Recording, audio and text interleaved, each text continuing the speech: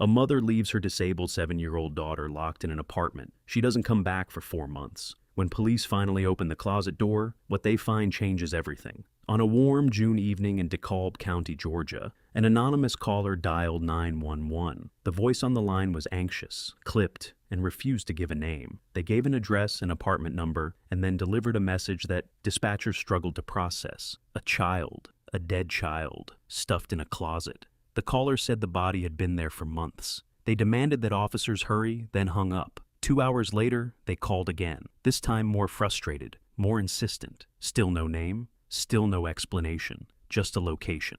That location was apartment 27 at the Hidden Valley Apartments. And behind that door, a secret had been waiting to be found for nearly 4 months. A secret that would expose the final chapter of a 7-year-old girl's life and the deliberate choices of the woman who was supposed to protect her. Alondre Hobbs was 29 years old. She was a mother of 3 children, but her oldest daughter, Olivia, required a level of care that Alondre seemed unwilling to provide. Olivia had cerebral palsy. She could not speak. She could not walk. She could not feed herself or get out of a stroller on her own. Court records later showed that Olivia never received any formal medical treatment for her condition. No therapy, no specialist visits, no early intervention programs that might have given her a better quality of life. Instead, Olivia existed inside the walls of her mother's apartment, dependent on Alondre for every single need. The family's situation was unstable. Alondre was in an on-and-off relationship with a man named Cameron, who was not Olivia's biological father. Cameron's mother, Jernigan, would later tell investigators that she often saw the children bruised and dirty. She would take them to her own home to feed them and bathe them. Jernigan remembered the last time she ever saw Olivia alive. That date was October 15th, 2022. After that day, she never saw the little girl again. By early 2023, Alondre was struggling. She had financial problems, personal conflicts, and a growing sense of being overwhelmed. She told people she could not handle her life anymore. But rather than reaching out for help, rather than calling family, social services, or even a friend, she made a decision that would define the rest of her life. She decided to walk away. On the 25th of June, 2023, the first anonymous call came in at just after 6 in the evening. The caller spoke quickly, giving the building number, the apartment number, and the awful truth waiting inside. They said the girl had been there for 6 or 7 months. They said she still had clothes on. They begged the dispatcher to send someone. The dispatcher asked for a name and a phone number. The caller refused. They said they would remain anonymous and then ended the call. For reasons that remain unclear, police did not respond immediately. 2 hours later, the same caller dialed again, this time angry. They accused the operator of wasting time. They said that a report of a dead child should be enough to get wheels moving. Still, they gave no identity. That second call finally triggered a response. Officers arrived at the Hidden Valley Apartments, but even then, confusion reigned. A resident told them that another officer had come earlier and dismissed the report as a prank. Neighbors said they had been trying to get someone to check apartment 27 for days. One officer admitted that the caller sounded crazy, so he had decided not to go in alone. But now, with multiple units on scene, they approached the door. It was unlocked. The officers stepped into the apartment. It was empty. Furniture was sparse. The air was still and heavy, but not immediately foul. Some of the officers had actually been inside earlier that same day and had seen nothing unusual. They walked through the living room, the kitchen, the bedrooms. Nothing stood out. Then one of them opened the bedroom closet. At first, it looked like a pile of old blankets and clothing. But as they leaned closer, they realized what they were actually seeing. The shape was too distinct. A small arm, a leg, the outline of a child's face, still crowned with hair. She was sitting in a stroller, strapped in, slumped forward. Her body had mummified over time, making her almost unrecognizable as a person. One officer stood frozen. Another muttered that he needed to erase the image from his mind. She had been there, in that closet, for nearly 4 months. Straps still buckled, stroller still upright. The room temperature had been kept low by a thermostat, set to 65 degrees, which slowed decomposition,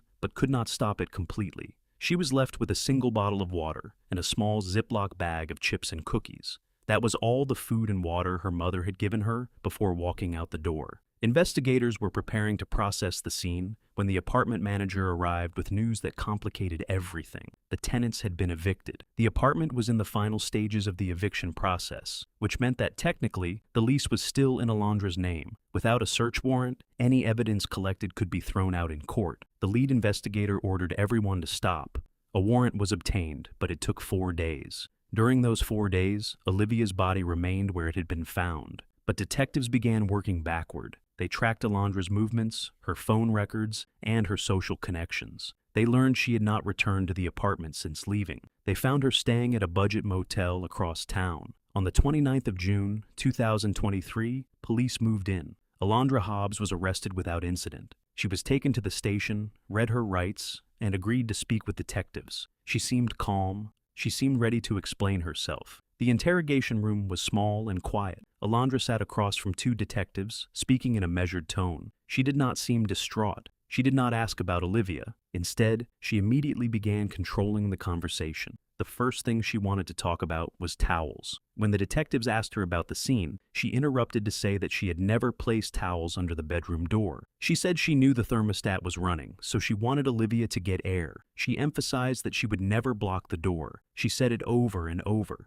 as if that single detail would somehow prove she was a caring mother. Then she explained her exit. She said she left Olivia in the stroller with food. She shut the bedroom door, locked the front door, and left. She did not plan to return. She said she had lost her key, and without a key, she simply could not get back inside. That, she insisted, was the only reason she never came back for her daughter. The detectives asked where she was going that day. She said she was meeting a man from a dating app. When they asked for his name, she could not remember it. She left her helpless 7-year-old child alone in a locked apartment to go on a date with a stranger whose name she could not recall. When the detectives pressed harder, Alondre's story shifted. She began to blame her ex-boyfriend Cameron. She claimed that Cameron had abused Olivia, that he had beaten her so severely that they could not attend church or visit his family. She said his violence was the reason she started acting out. But when the detectives asked for evidence, she had nothing. She said the proof was on iPhones that had been stolen. There was no record of any abuse complaint, no doctor's visit, no police report. Cameron's mother would later tell investigators that she never witnessed Cameron hurting Olivia. She had only witnessed Alondre's neglect. One detective finally asked the question that cut through every excuse. "Did you plan on coming back at all?" Alondre answered without hesitation. No. Nearly 2 years after Olivia's body was discovered, Alondre Hobbs stood before Judge Letitia Adams Martin.